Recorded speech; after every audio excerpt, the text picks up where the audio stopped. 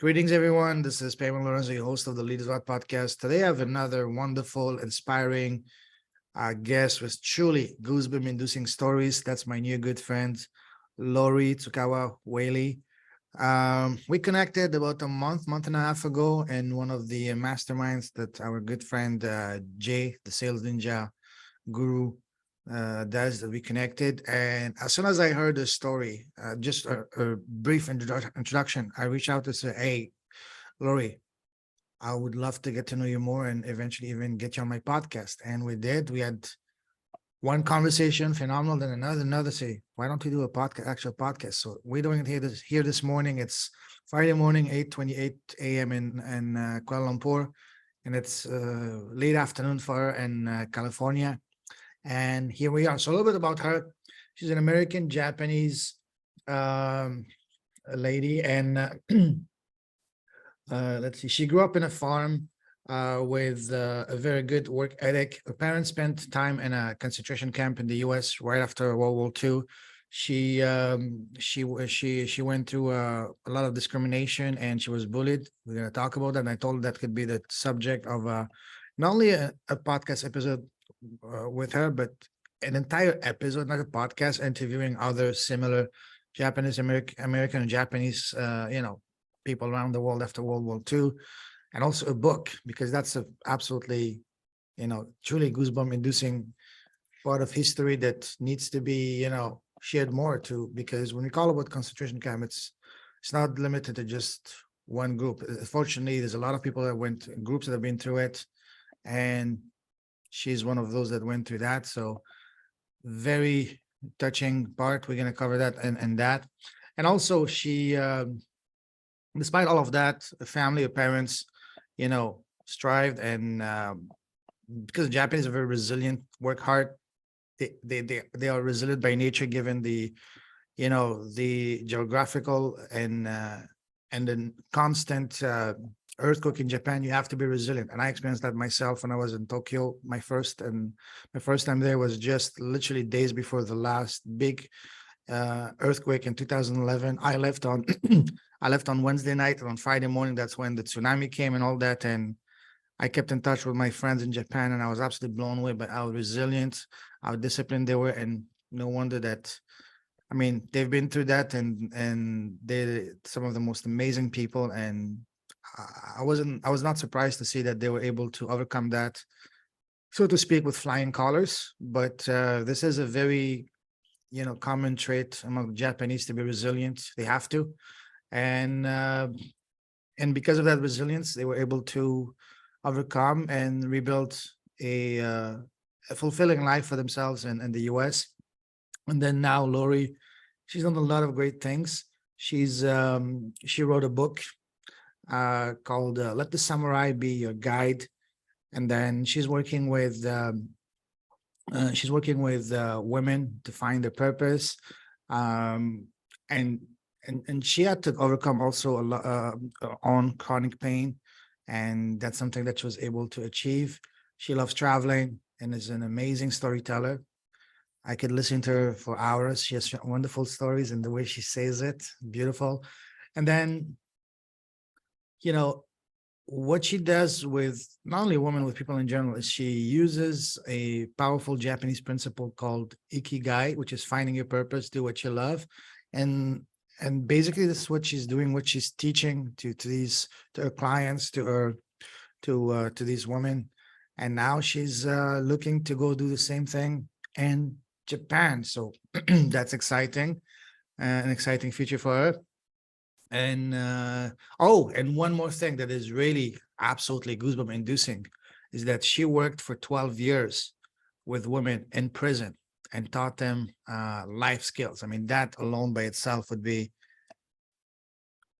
we can do an entire, not only me and her do an entire episode, but she could even start an entire podcast on that, and write multiple books on that, make a documentary. The sky is the limit. So as you can see, there's so much material, wonderful content that we can cover. As I keep on saying, we all have a story. We all have inspiring, empowering story. And then there are people who have goosebump inducing story. And Lori is one such person. I'm delighted. I'm honored to have her here today with us. So Lori, my friend, Welcome to the show. Well, thank you so much, Payman. What an introduction. Thank You're you. welcome. Pleasure's all mine. So, first and foremost, tell us, how are you doing today? Oh, I'm doing wonderful. I have so many things ahead of me. I went to Japan in May. I took a small group of women, and I just about a week ago I booked some rooms, and I'm going to have more women that come this time. We're going to probably do the same tour. Kyoto is the heart of Japan, in my opinion. The culture, and it's just a wonderful place. So we'll be spending our time there, but we'll be taking day trips. But you'll Beautiful. see, it's one thing to read about Japan and watch movies, but it's another thing to go there and experience the culture and the people, the food, the sounds. It's wonderful. I love my happy place. Absolutely. And just a little note from me, I've been blessed to have traveled a lot, but by far my favorite country so far has been Japan. Absolutely phenomenal. I've only spent 10 days there. The, one of my most memorable trips, and I cannot wait to go back, but this time for a longer term because Japan is just, I mean, just wow stuff. That's how Japan is. The friendliness, the food, the people, the sights, it's really something unique. You have to experience yourself. There's no words can make justice to how amazing Japan is. How the Japanese are amazingly friendly and just beautiful people in general. So, anyways, Lori, the types of conversations that I like to have on my podcast is sure we're going to talk about your business, your achievements, and all that. But what this podcast is about is to get to know you as a person, as a human being. And this, as I like to say, I'd like to have a look under the hood, so to speak, to see what's in your heart, to have a heart-to-heart conversation, hence the name Leaders with a Heart. Are you ready? I am ready. All right. So to start first, I'd like to ask you a series of rapid-fire questions to get to know you as a person. Ready? Okay. Okay. Mhm. Now, first and foremost, tell us, for people who don't know you, over and beyond what I just said, who's Lori as a person, as a woman, as a human being? I'm a third generation Japanese American and a descendant of samurai warrior. And I realized when I found out about it that DNA of the samurai is in me. And a lot of their concepts, courage, integrity, benevolence, respect, all of those are in my DNA. And I so identify with Japanese and Japanese people. And when I go to Japan, they really say I do have a Japanese heart. And I want to bring that heart to other people in the Western world, because Japan and the United States are about 180 degrees apart. Absolutely. We will unpack that in a moment. Tell us also, what makes you happy? What makes me happy? Doing what I believe I was meant to do. And I believe I'm meant to spread about the Japanese culture, the Kodo and how a person can live a life of integrity far beyond any financial compensation, financial gains. It's doing what you love, doing what's important to you, and doing what will help the world. And that's what the culture of Japan is, more of a team environment, group environment, more so than an individual. And they always look out after each other. And ikigai is, if it doesn't help somebody, it is not ikigai. You could have a great goal, but if it doesn't help and serve other people, it's not ikigai. Beautiful, beautiful. What makes you smile? Oh, so many things. I love to smile. I'm happy. I just really feel I'm a blessed person, and I want to share that blessing with others. And if somebody says, well, it's hot today, and I can turn it around and we can find something positive, or this makes me mad, and I go, well, let's think about other things that won't make you mad. Like they say, like in Sound of Music, remember the things that make you happy. People make me happy, just doing what I love, and just to be alive here in the Oh, United States yes. is a blessing in itself. We are so Absolutely. blessed here. Absolutely. Absolutely. Now let's take the happiness factor a couple of notches higher. What makes your heart sing? What brings your soul on fire? That does it. Just doing what, when you feel like you're in alignment with your purpose, then it things like everything flows, and you just is it just you have to just be who you really are, and things start coming your way. It's Mm.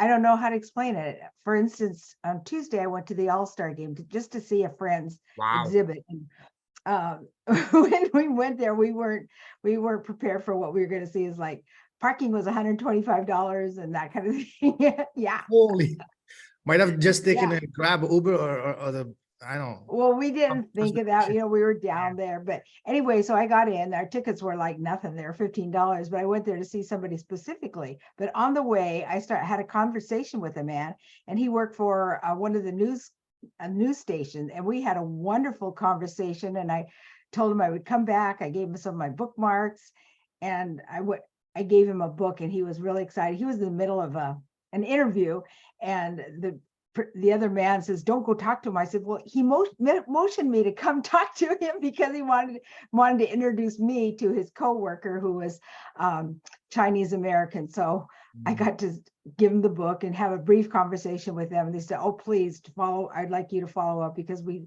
like to feature you in a program that we have." So I thought, wow, that's really something. Congratulations. Wow, beautiful.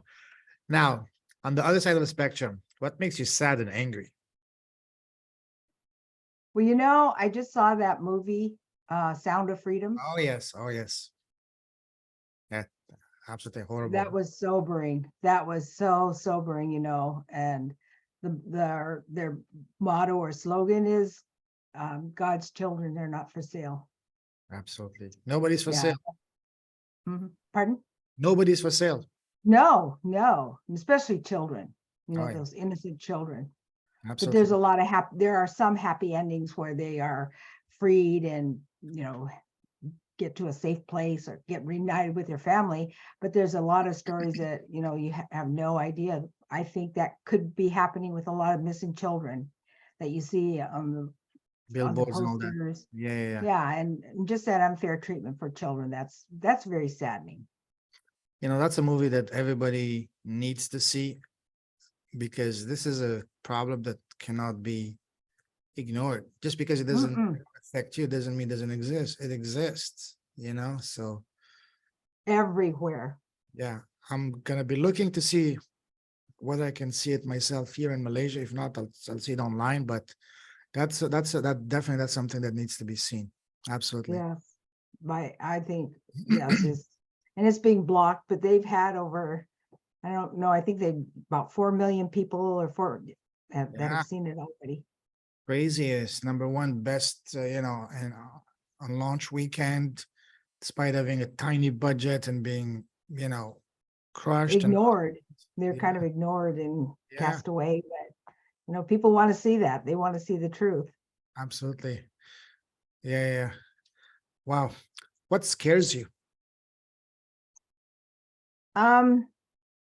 That's a good question.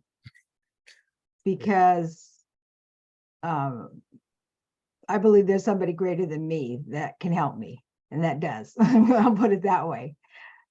So to be scared, because it says that love and fear are not the same. They aren't the same vibration, and they can't coexist. Mhm. So if you're in fear, you Mhm. can't be in love.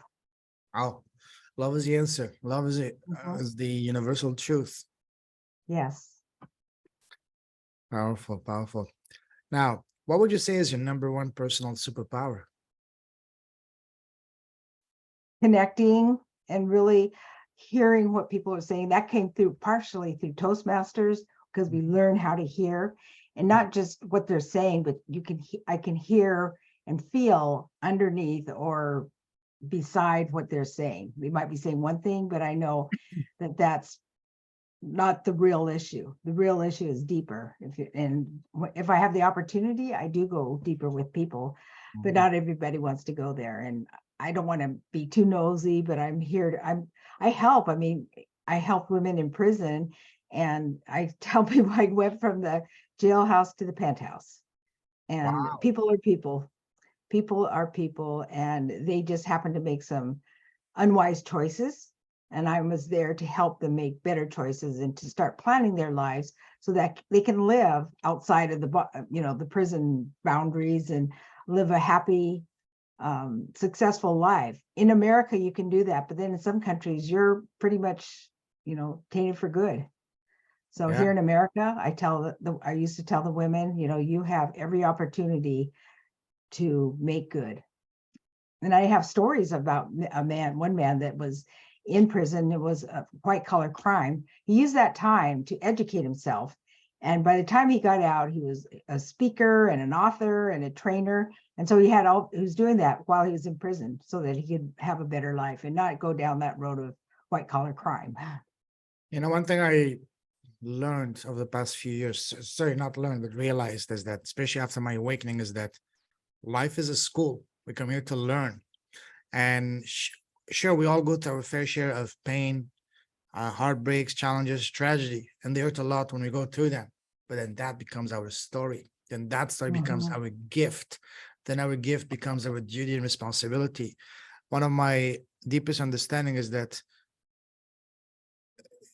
yeah, life as a school is for us to come and learn, grow, become better persons. But that's only 10% of the reason we are here. The 90% is taking those lessons, those wisdom, those gifts, and sharing them with others so we can all collectively benefit and collectively rise to whatever means makes more sense for you. For example, for me, I love talking. It's through podcasting, and now my books. Someone else might be through painting, music, dance, whatever way, or sports, whatever way is the most natural for you to express and share your gifts. Do it, because this is ultimately one of the main reasons we are here. Just like you said, that man, he was successful in his life. He did what looked like a mistake, white collar crime. Then he used that time, intelligently. He learned something and used, and so what this was really for, it wasn't to punish him, even though it might seem like that, but it was more like a gift for him for his next journey, for his next phase of his journey. Everything in life that happens is a gift. One of the things I learned is that the tremendous power of questions, asking the right question. When something bad happens to you, is don't ask, why me? What did I do to deserve this? Why? Where is God? Why is life so unfair? No, that's not the question to ask. The question to ask is, what is this trying to teach me? What is a lesson for me to learn to this? So when this man went to jail, whether he was aware of it or not, he asked himself a powerful question: what can I learn from this? And he used that time in a positive way, and now he shared. God bless him. This is what, from my understanding, this is what life is about. What are your thoughts on that? Oh, I like that. I think that we can learn so much for lessons. Have you ever heard this phrase, you can become bitter or better? Absolutely. A whiner or a winner? I like that one too, a whiner or winner. Yeah. Because there's always the negative. It's like right now I'm studying yin and yang because I'm doing a speech on yin and yang and about the opposites. And it's like, can you imagine if we were all yin or we were all yang? Physically, it would be boring. All our houses would look the same, and it wouldn't be an interesting world. So I'm going to find the humor in that, and there is humor to be found in that. Absolutely. Yeah, absolutely. Wow. All right, let's move on. Okay. You like traveling, right? Love it, especially to Japan, my happy place. Absolutely. We're going to talk about that after, but let me take it down a different type of travel, down memory line. Go back to when you were kids. When we were kids, we were growing up, people around us, family, teachers, parents, relatives, neighbors, all ask us, hey, Lori, what do you want to become when you grow up? What was your answer as a little girl to that question? It's kind of embarrassing. I wanted to wrap presents. I love doing that, making them beautiful. And that led me to become an art major in college. Wow. And I was a textile designer, and that was fun. So I actually turned my passion of the visual arts more into, shall we say, the performing arts. I'm a speaker and a writer, and I love doing storytelling because I feel like I can tell stories through my puppets. I tell Japanese folktales. Beautiful. So growing up, what was your relationship with school? Did you love school or did you hate school? I hated it. I'm sorry. Why? Well, grade school was okay, but as we got on, the teachers in the junior high and high school, they just kept deteriorating. And plus being bullied and I had a real fear of an aversion to doctors because we lived in this little tiny town and there's one family doctor and we go to him for our shots and he says, well, count to three. We go 1, 2, 3, and he goes like this, 1, 2, and my sister can remember him sharpening his needle and bleeding. Yeah. So I think it traumatized me because when I had to go to school on that day, I would zip down the hall so the nurse couldn't get me. Or I'd try to tell my mom, oh, I don't feel very well today. Wow. Wow. Yeah, And no, then so I'm not really an academic student. I'm very kinesthetic, and especially after the accident, I'm very kinesthetic, and I learned by doing and experiencing. well, this is what life is about. Life for me, I see life as a buffet, not only to try all these delicious dishes, but also to try as many of the experiences life offers. Mhm. Anyway, beautiful. Now, when you were going into school as a kid, what was your favorite subject? I think it was art and would you believe spelling? And languages. I have a really good memory and I have a good ear. Although I don't learn auditorially, I have a really good ear. And so when I would learn a language, I took French. My teacher really wanted me to go into Spanish. I go, I don't really want to do 2 languages at one time. But then from there in college, I had to take 2 years of a language. So I took Japanese because I wanted to learn what my parents were saying that I couldn't understand. They would always talk in their secret code. And I didn't really understand a lot of what they said. So now I am taking more Japanese, learning it, listening to it online, and really liking it. So growing up at home, were you guys speaking Japanese or English? Oh, no, not at all. English. Wow. Because their parents wanted them to become Americans. Ah, So they did the same with us. And then also it's kind of forbidden, and a person could get into trouble if they had Japanese objects or items, and they might have really? been, oh Wow. yeah, they were confiscated, and they might have been considered an alien or enemy alien. So when people around you growing up ask you, so where's your background? Where did you come from? What were you saying? I just tell them Japan, and they do the old, Ah, wow. Asian thing. Yeah, it's like, Okay.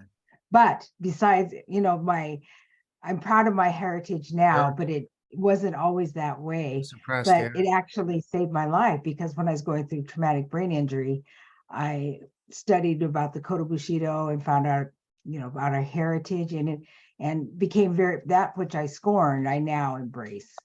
Absolutely. Wow. Wow. That's powerful. We can talk about that after, but so we talked about your favorite subject. What was your least favorite subject in school? Probably science. I just didn't get. I still don't get it. I am so not left brain. I'm very right brained. So I didn't connect with history until I took art history in college, and then I loved it because it made sense. It wasn't just memorizing a bunch of dates and all this kind of stuff. But when you see the architecture and Dead how they people. lived, yeah, it made such a difference. History came alive when I took art history. Wow. That was wow. Um, what was your so when you were in school, imagine that we're in the same class in grade 10, grade 11. What kind of girl were you? Were you like the shy one, the nerd one, the chatterbox, the life of the school, or the athletic one? What kind of person were you as a student back then in around grade 10, grade 11? Well, as a high achiever, so I always was kind of drilled into me to be at least on the B honor roll.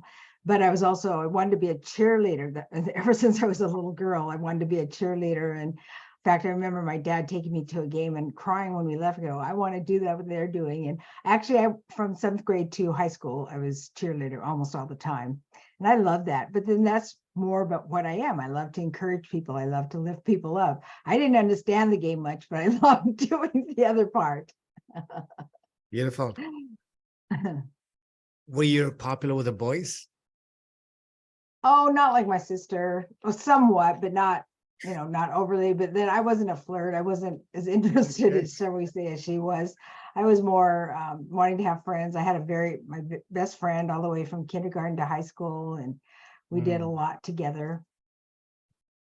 What was your very first job? And do you remember how much you get paid for the very first time that you had a job?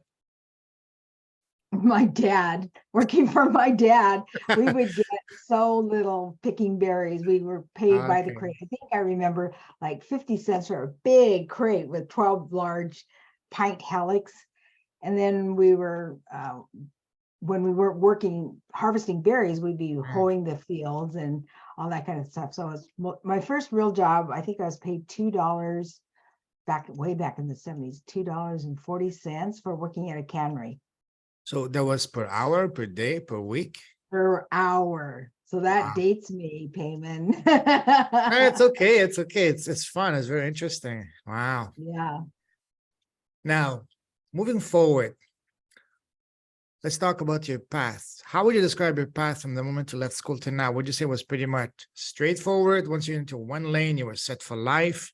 Or was it more like turns and twists, like a roller coaster? Oh, I think there was a lot of bends in the road because when I went to school, I um and while I was in school in my last year, I got married. And so had to finish up my school really fast in a year so I could graduate, and then came up to another area we live in Washington now. My husband was with Weyerhaeuser and then lived in the city, then moved to the Mhm, country. So just a lot of twists and turns, but always curious about my Japanese background. mhm. At what I point didn't did you really have a career back mhm. then. At what point did you really start to get interested and immerse yourself into your Japanese culture? Was there a specific event? Was it something that Oh was yeah. crescendo or No, it was because of my head injury. what happened? That well, I was rear-ended in 2005 Oh and then no. again in 2007. Just Oh a wow. rear end, but when it happens, when the older one is, the longer it takes for the brain to heal. And so the first time in '05, it was mostly chronic pain. And then the second time, I knew there was something wrong. I couldn't think correctly.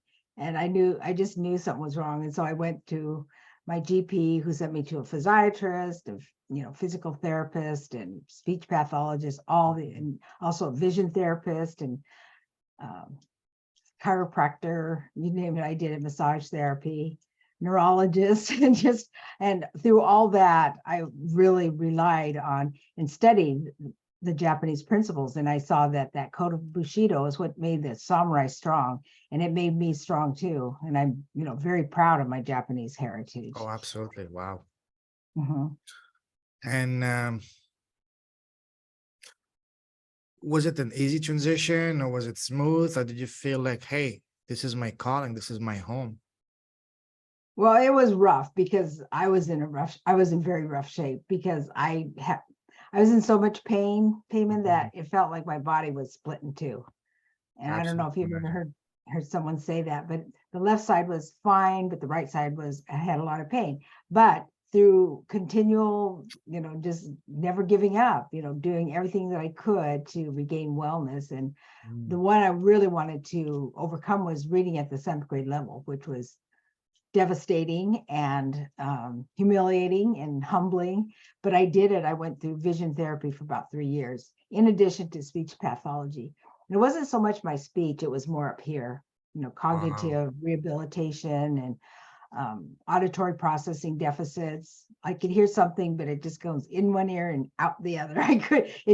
Wasn't connecting upstairs. So I went to therapy for that too. That's a great segue. So, there's a saying that says, change your story, change your life. And by story, I'm talking about what we tell ourselves in our head all the time. So when you, Lori, you were at some of your darkest, most challenging or painful moments of your life, how do you change your story inside your head internally to change your reality externally? What I did is I looked at examples and I saw my mom's example, how she went from nothing and built a flourishing business. I looked at my ancestors, my grandparents and my dad and what they've gone through, and other people. So many people have overcome circumstances, and I knew if they could do it, I could do it too. And I also studied about the Kodo and God's mercy. You know, that I would be here if it wasn't for all of everything together. You mentioned that you have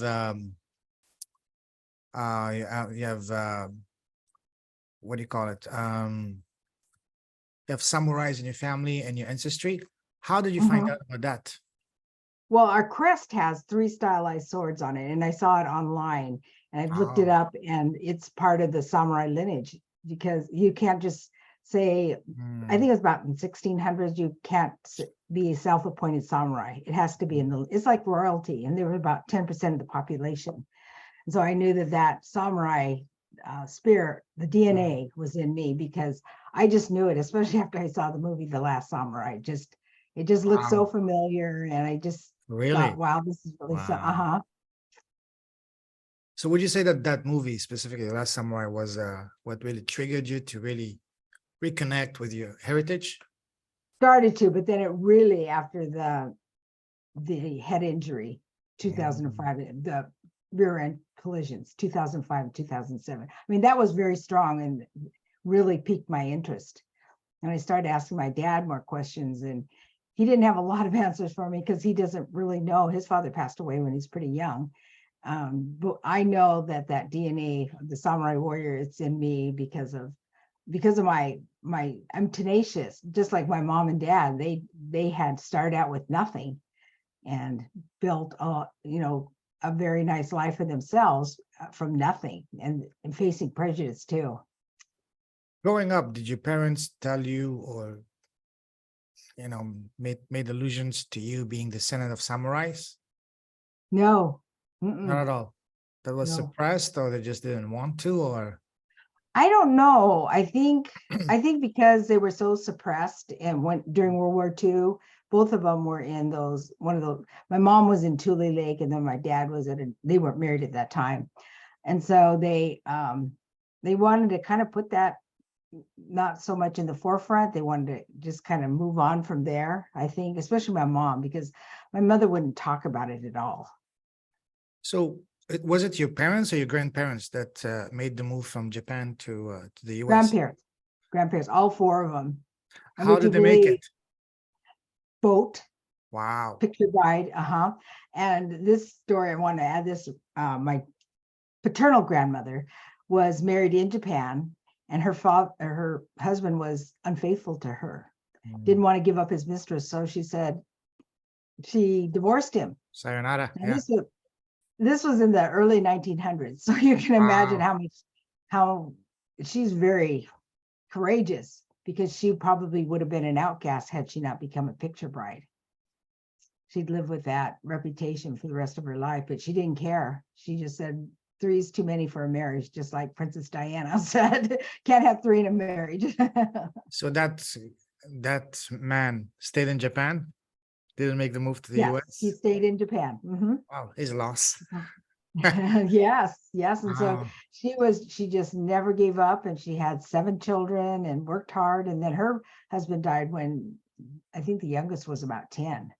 So Mm. she had to take over the family business, and she's really hardworking, and so was my other grandmother. Did your parents or grandparents tell you about the journey of leaving Japan, the voyage on the sea and coming back? 'Cause that would No, be no, because absolutely I only knew one fascinating. of them. That Okay. would have been fascinating. I do hear little stories here and there from my cousins, Ah, um, but not too much. What little I know are some of the ancestors have told us. you know what would be fascinating once you get your podcast is invite those people, or even go and reach out to other similar Japanese to come share their story, because I went through something similar being born in Afghanistan, the way that my family left Afghanistan when the Soviets invaded. I actually wrote about it in the first book. I was very young, but I will briefly summarize it. So my father was one of the first people in Afghanistan in the 60s to get a full scholarship to study for both his undergrad and postgrad in France. He was an archaeologist, geologist. And communists, they don't like intellectuals. So when the Uh-uh. Soviets invaded, not invited, invaded, quite a big difference.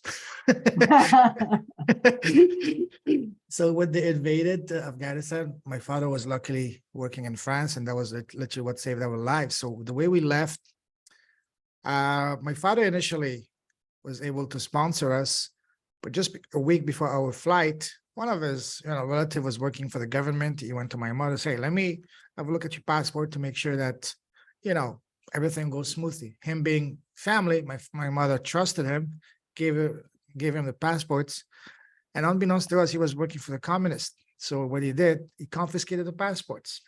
So a week before, so we couldn't fly. So and then it took us quite a few more months. Of course, I was too young, I don't remember that, but from what my mother was telling us, so the way we left, one spring evening, we went to have dinner at one of my aunts, my mother's aunts, and we slept there. And in the morning, we never get back to our house because we couldn't sell the house. We couldn't sell the stuff because the neighbors or the troops patrolling the street, they would have noticed and they would say, "What's going on?" They would have intervened and arrested us. So we slept at that relative. And in the morning, we get in a car. It's not like here you get on the highway, in your car on the highway, you get to your destination a few hours later. That's when the journey started. It took us 2 weeks because we're trying to leave Afghanistan to reach the nearest border, which was Pakistan on the west, on the east. Yeah, on the east. So during the days, we would hide in shelters and caves and whatever. And at night, we would walk under the cover of darkness and the mountain and the hills of Himalaya. So I was 3. My oldest sister, my brother was 2, and my oldest sister was 28 days old. So the 4 of us, my mother and other male relatives, this is the game we had to play for 3 weeks, for 10 days. Hide during the day, and at night walk in silence. Because there were 2 types of people trying to get us: the Soviets and the Mujahideen. If any of those were to catch you, if you're lucky, they would kill you on the spot. If not, beating up, torture, rape, whatever you can name it, ransom. So finally, when we reach after 10 days, the border of Pakistan, that's something that my mother always told us, God bless her soul. It was the first time in 10 days that she could actually walk normally without always looking behind her. The first time we actually were able to eat proper food at the restaurant. First time that we actually, in 10 days, able to sleep in a proper bed, because we're, sleeping in tents and stuff in the mountains, whatever. And then we stayed there for about a year until my father was able to sponsor us again and go to France with him. So this is my story, how my family left. And I wrote it in my first book, Sacred Surrender, that I did last year in March in this. And this is unfortunately the story of millions and millions of Afghan families, and pretty much any war-torn country, had to go to that.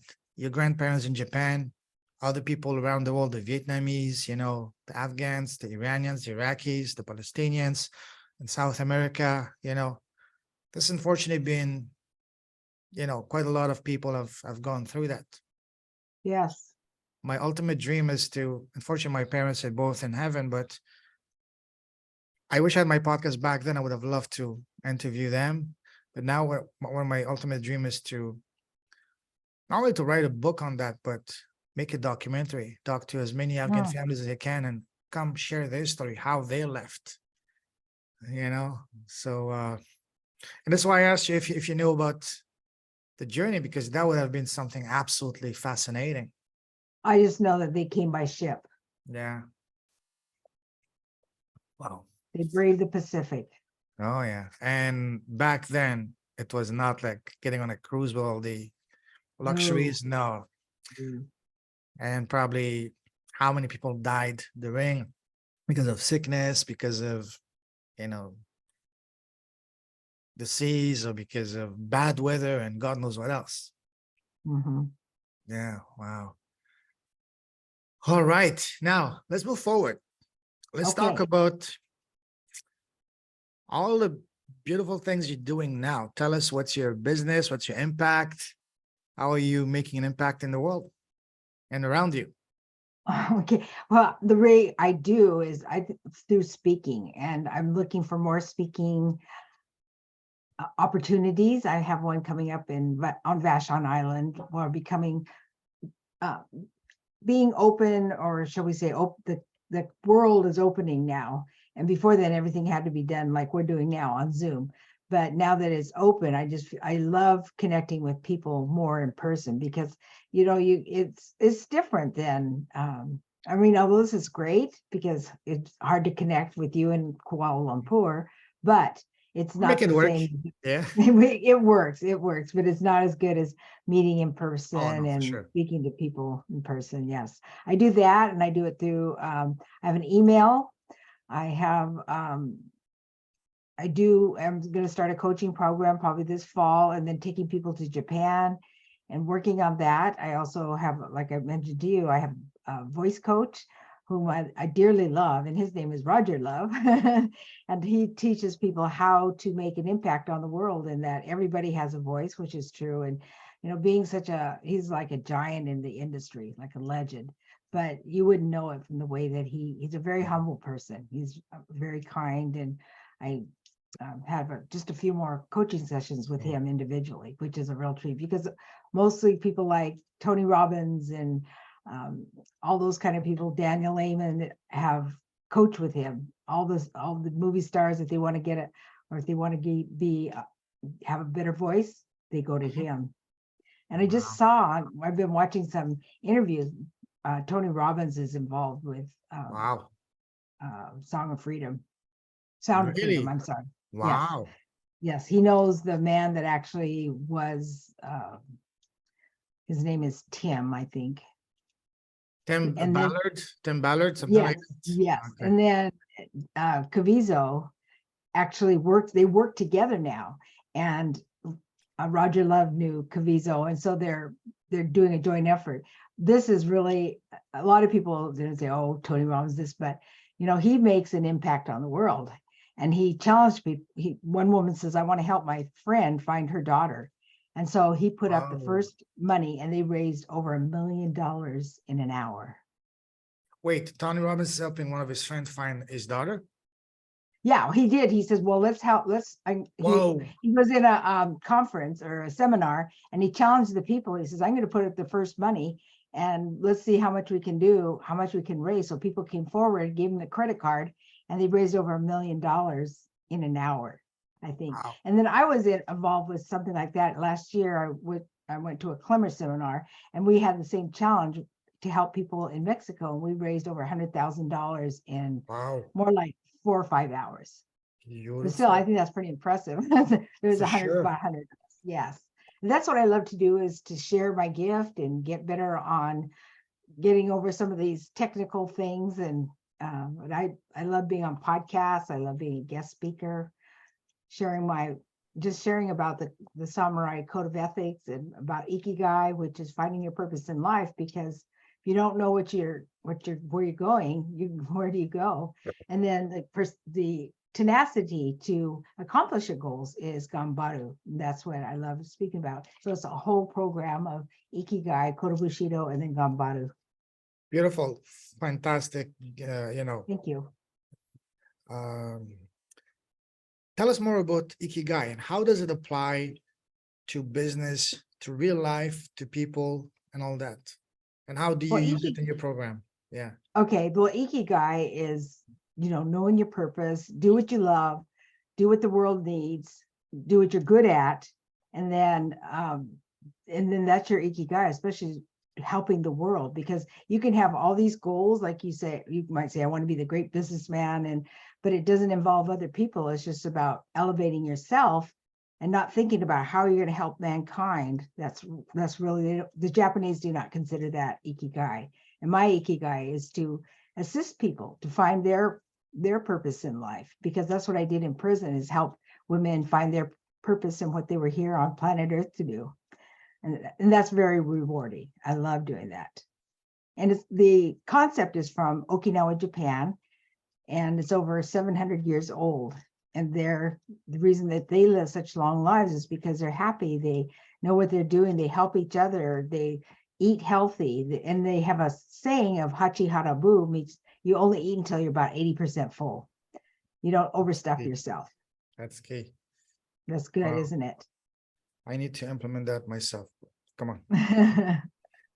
Wow. So tell us about the principle of Kombaru. Gambaru is try your hardest, do your best, never give up, and go for broke. And that's what I see. And I think that's the overarching spirit or concept in Japan, because if you think about what they have been through, all their earthquakes and the tsunami that they just went through, and World War II, and Yeah. nobody talks about how they were devastated with the bombs. It wasn't just the two major bombs, it was just all over the place, but they would not harm Kyoto, which is really good because that's a cultural capital. And so Gambaru is what helped me get through traumatic brain injury, because I couldn't give up. My mom wouldn't let us give up. And so that's what I based it on, is like, I can't give up. There's always a way to find what you want to do. It's like yin and yang. Like if you have a goal to lose weight, there's probably people out there that can help you. So it's the reciprocity.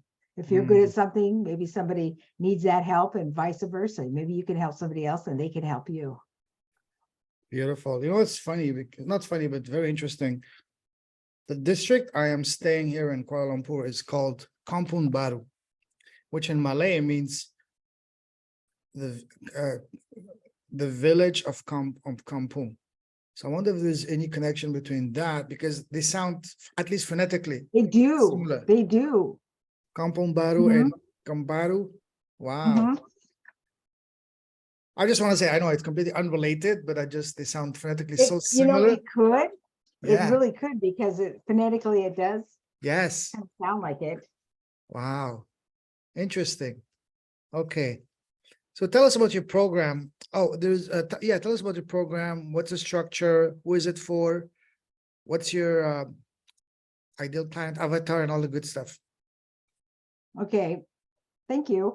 You're welcome. I would like to invite people that want to find their purpose in life, have a good moral structure. And that's what the Code of Bushido will do for you, a person. Because if you ask somebody if they had a code of ethics they live by, a lot of people say maybe not, or they might be chameleons. But I would really want to help people find what their code is and have them stand and not give up.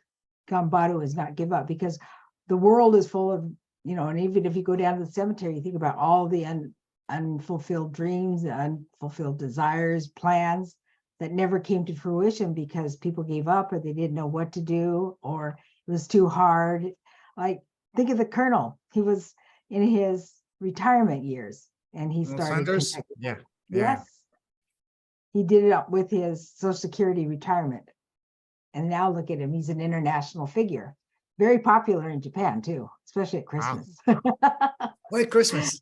Yes, they like Kentucky Fried Chicken and Christmas cakes. But why again Christmas? They're on Christmas. I don't know. It's really, it's really interesting. Wow. You know, when I was in Tokyo, yes, I saw all the big brands and all that, but I absolutely zero interest going to that, because I wanted to experience true Japanese food. And Japanese food, let me tell you, for anyone there's Japanese food outside of Japan, which is delicious, but then there's Japanese food in Japan, which is absolutely divine. Make yourself a favor, go visit Japan. You will love it. Oh, funny story. Before going to Japan, I had never tried sushi because I just couldn't understand why would people eat raw fish. But then I went there with one of my best friends. Was there for 10 days. For the first week, it was always telling me, come on, let's go to a sushi place. I said, no. And finally I said, come on, don't be stubborn like this. So finally went just outside of the Tsukiji market.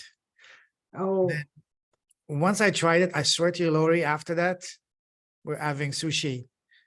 Breakfast, lunch, dinner, before sleeping. So that toward the end of the trip, I earned myself a nickname, Sushi. Hey, Sushi, what's up? That was my nickname for a while. So again, the food, there's one thing for you. All the food you've had outside of Japan is delicious, amazing. But then go to Japan. Yeah. It's like divinely, completely different. And okay. Oh. And the best way to do so is to Lori, get in touch with her.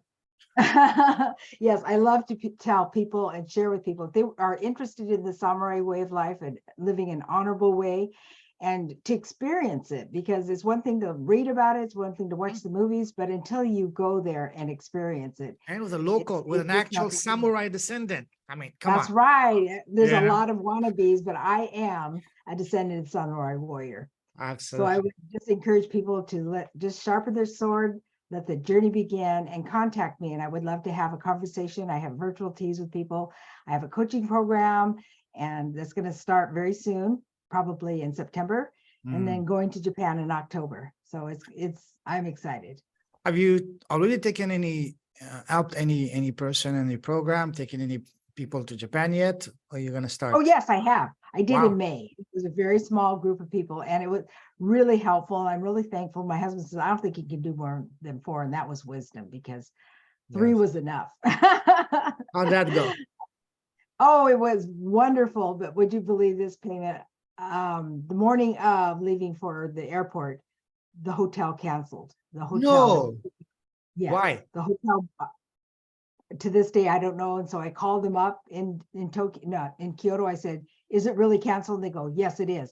So I went online to find a group of rooms for our dates, and it was very narrow. So I said, it's this Interesting, one or yeah. this one, but it happened to be wonderful. It was almost brand new. It was like 2 doors down from the Yamato shipping company. I had 2 packages to ship out. So it all worked out. 5 minutes from the Nishiki market. It all worked out. It wasn't as fancy as the other one, but it was nice, very nice. Yeah, it was Wow. nice. And you just learn to roll with the punches. And I just had such a great time. And one woman didn't know about it. And I said, you're really gonna like the other women on the trip. They're great people.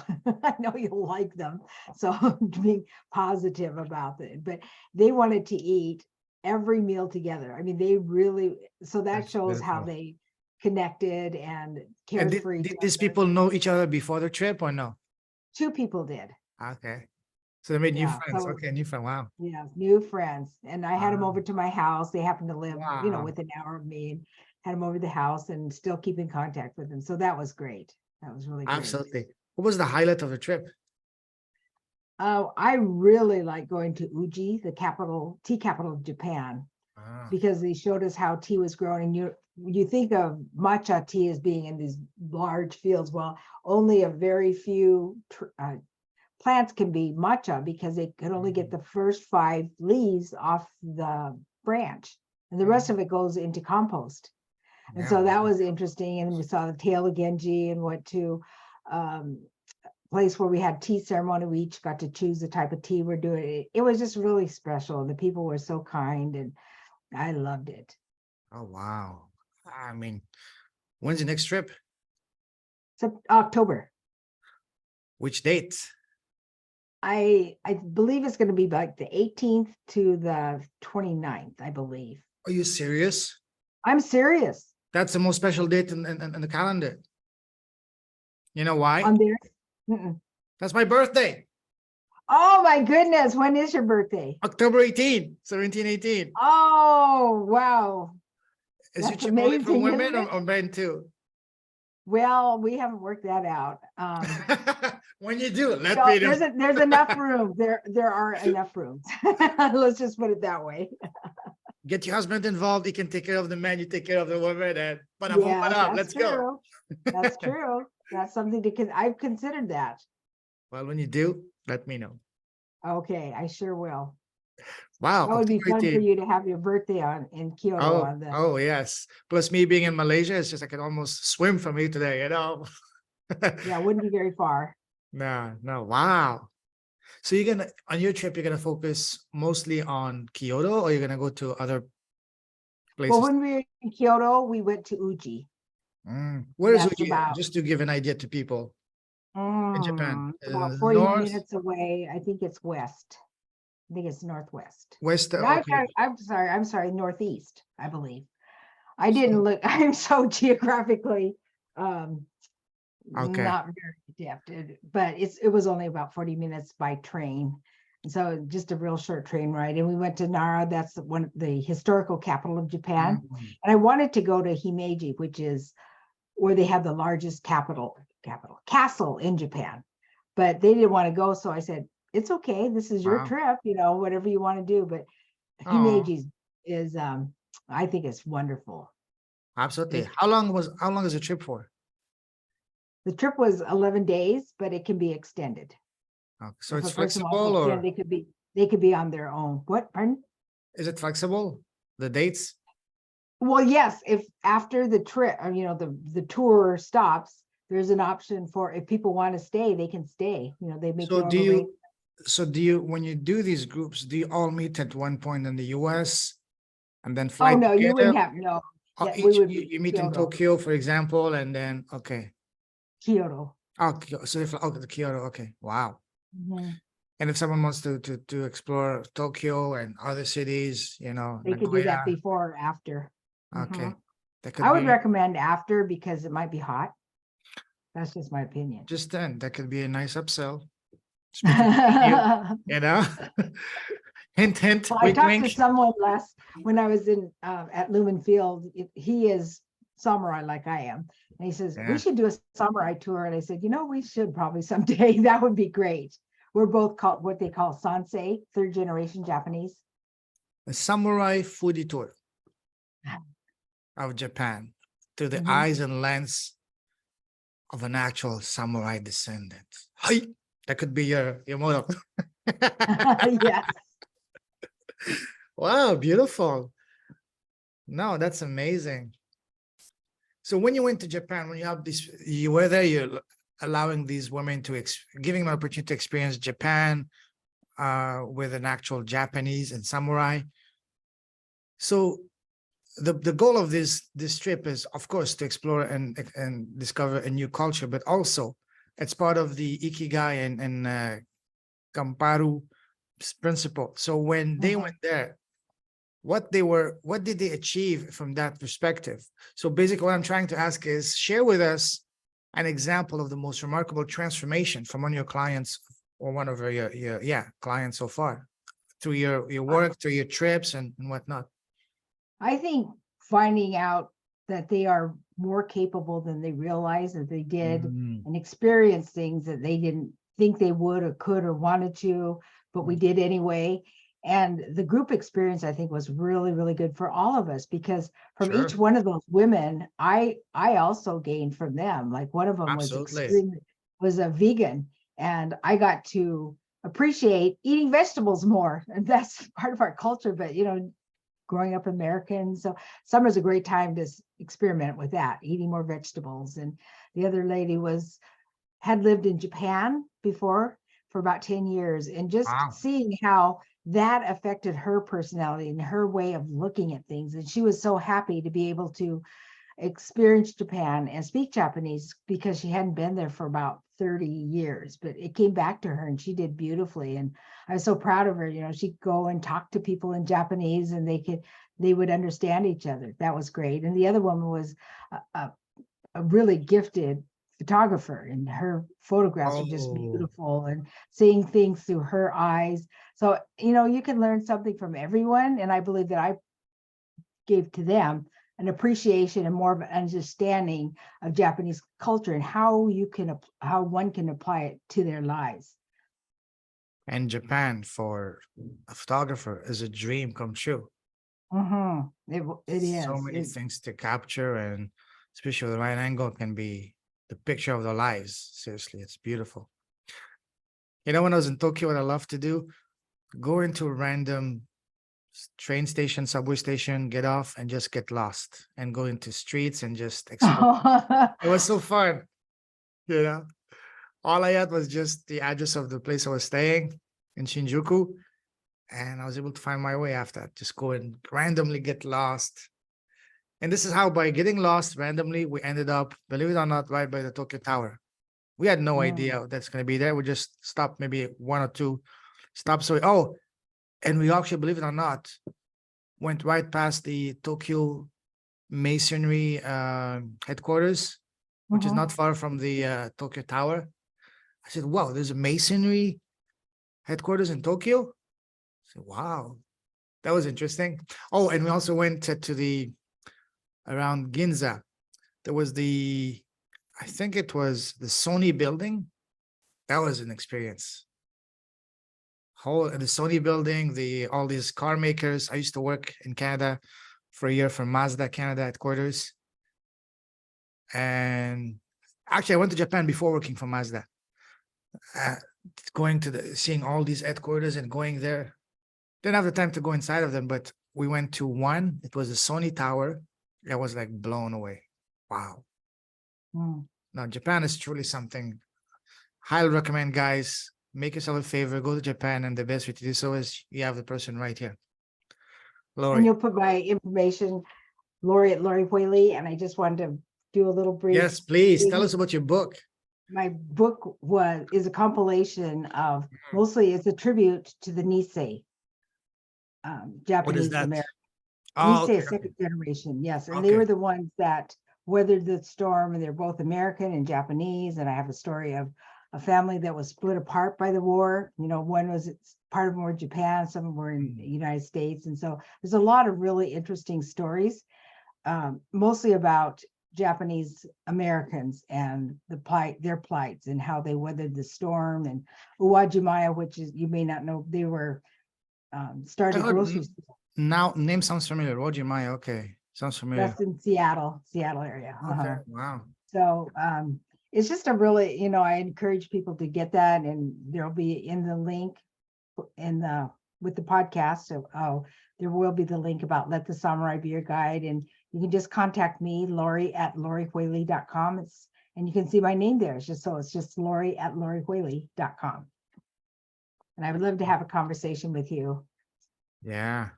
An idea just came to mind when we're talking, would be for you to reach out to all these very successful Japanese Americans, like say Robert Kiyosaki or Ichiku, the world famous scientist. Always, Ichiku something. You know what I'm talking about?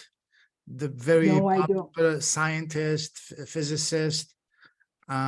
Reach out and interview those people. It'd be fascinating to get their perspective. Ken Honda. Yes. Timaya, whatever. No, not Timaya. That's a Brazilian singer. I'm confusing. My bad. I apologize for that. Okay. Well, it's probably getting late, and you probably need to take a break from this. I've loved our conversation. I could talk to you for a long time. Well, here is 9:30 in the morning, so it's late for you, baby. But yes, it is a little late for me. Yeah. We're gonna start wrapping things up. To finish, I'm going to ask you a series of rapid fire questions on advices. Ready? Okay, just a minute. I have one thing to do. Okay, let me pull. John. Oh, wow. I have a fundraiser to go to. We have a friend who passed away in a horrible fire. Yeah, and so we're gonna be going to that right up. In fact, I'm a little late for that, but this is so fascinating. Okay, finishing. So what would you say has been the best piece of advice you've received so far in your life? From my mom, never give up. She said, you can always do it. There's always a way. And, just to bring honor to the family and to the culture and to the Japanese people. The worst advice you've received so far? Oh, I was told by my high school teachers and other people, don't try, do it, don't do it. And, you can't do it. And yeah.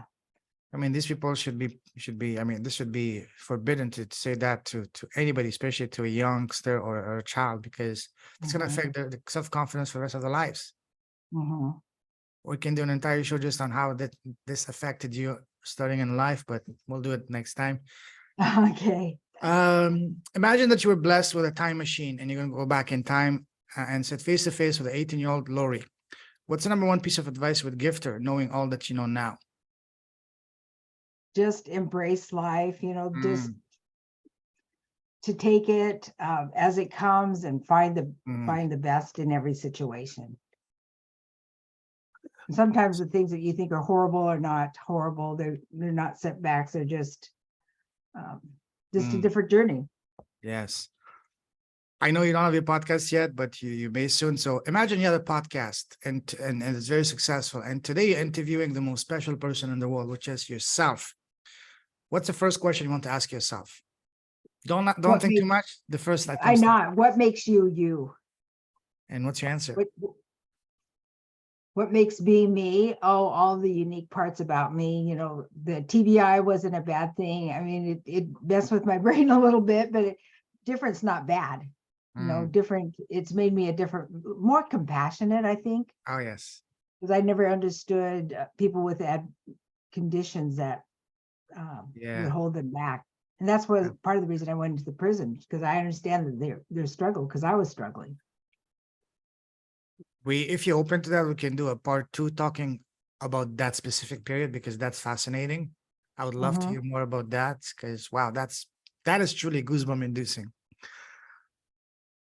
If that's okay with you, we can schedule a part 2 in the next week or so to talk about Oh, that. yes, of course.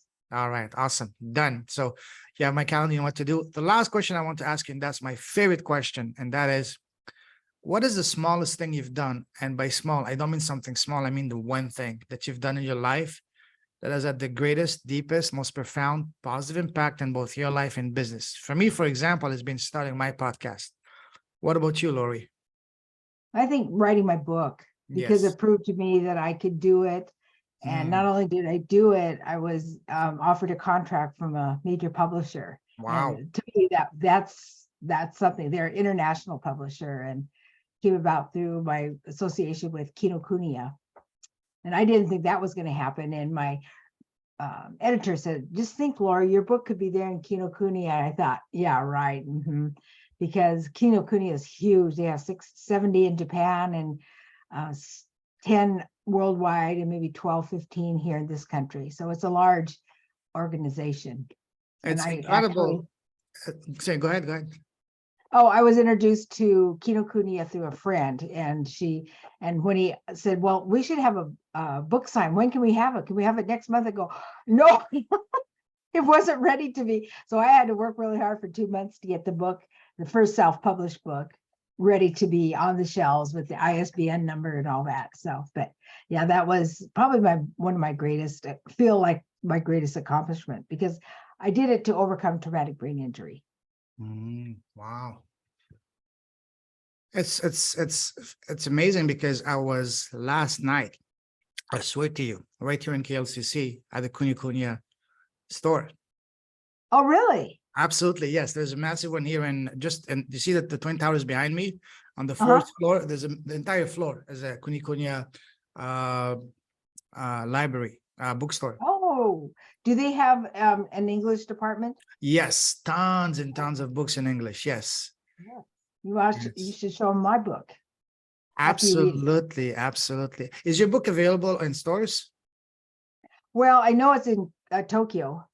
Ah, See, I don't sell my book very much. It's in Barnes and Nobles, which was really good. That's a big, feather in my cap. They did it. I didn't, ah. but they wouldn't, Barnes and Noble wouldn't talk to me much because I was self-published. But now that it's with a publisher, they took the book.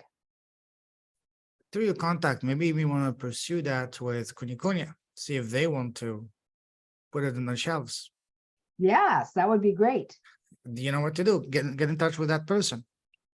You Okay. know, and one of the best ways to really talk about your book and put your book on the map, so to speak, and also to get attractive for this bigger TV stations, radio stations, bigger podcasts, is for you to have your own podcast, your own platform. We talked about that, so you know what to do. Yes, I do. If someone wants to reach out to you and connect with you, what's the best way to do so? Probably be my email, Lori@loriwhaley.com, and it's Lori, Lori at LORIWHALEY.com. And if you are interested in my email or interested in conversation, we can have a virtual, I call them a virtual tea. We can do that. Absolutely. I will put all the links to connect with you in the show notes. Listen, Lori, I salute you. You're a true leader with art. First time that I've spoken to an actual samurai. So I've had all kinds of people. I had Olympians, actors, singers, dancers, executives, anything, you name it. But first samurai. So thank you for that. And Thank you.